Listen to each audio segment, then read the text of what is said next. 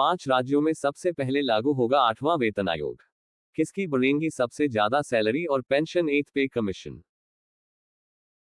सरकारी कर्मचारियों और पेंशन भोगियों के लिए 8वें वेतन आयोग एक बड़ी राहत लेकर आ रहा है। लंबे समय से बढ़ती महंगाई ने वेतन संरचना को प्रभावित किया था, लेकिन अब यह आयोग लाखों लोगों की सैलरी और पेंशन में ऐतिहासिक वृद्धि सुनिश्चित करेगा।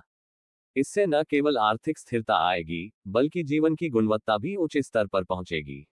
केंद्र सरकार द्वारा गठित यह आयोग वेतन, भत्तों और पेंशन को मुद्रास्फीति के अनुरूप समायोजित करेगा।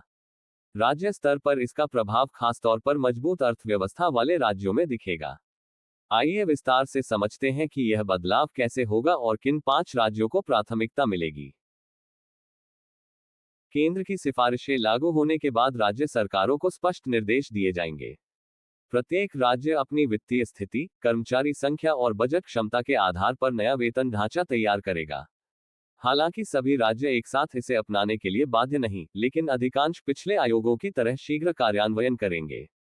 महंगाई भत्ता डी मूल वेतन और पेंशन में संतुलित वृद्धि पर आयोग फोकस करेगा। फिटमेंट फैक्टर के माध्यम से वेतन को नई ऊंचाइयों पर ले जाया जाएगा, जिससे कर्मचारियों की खरीदारी क्षमता मजबूत होगी। उदाहरण स्वरूप, यदि फिटमेंट फैक्टर 2.86 निर्धारित होता है, तो सैलरी में 2.5 से 2.6 गुना तक की बढ़ोतरी संभव है।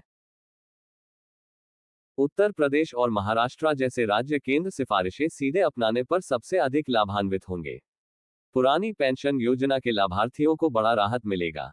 महंगाई भत्ता डा को मूल वेतन में समाहित करने से कुल आय में और वृद्धि होगी। कर्मचारी संगठन 3.0 से ऊपर के फिटमेंट फैक्टर की मांग कर रहे हैं। वार्ताओं में यह मुद्दा प्रमुख रहेगा, खासकर निचले स्तर के कर्मचारियों के लिए। इससे आर्थिक असमानता कम होगी।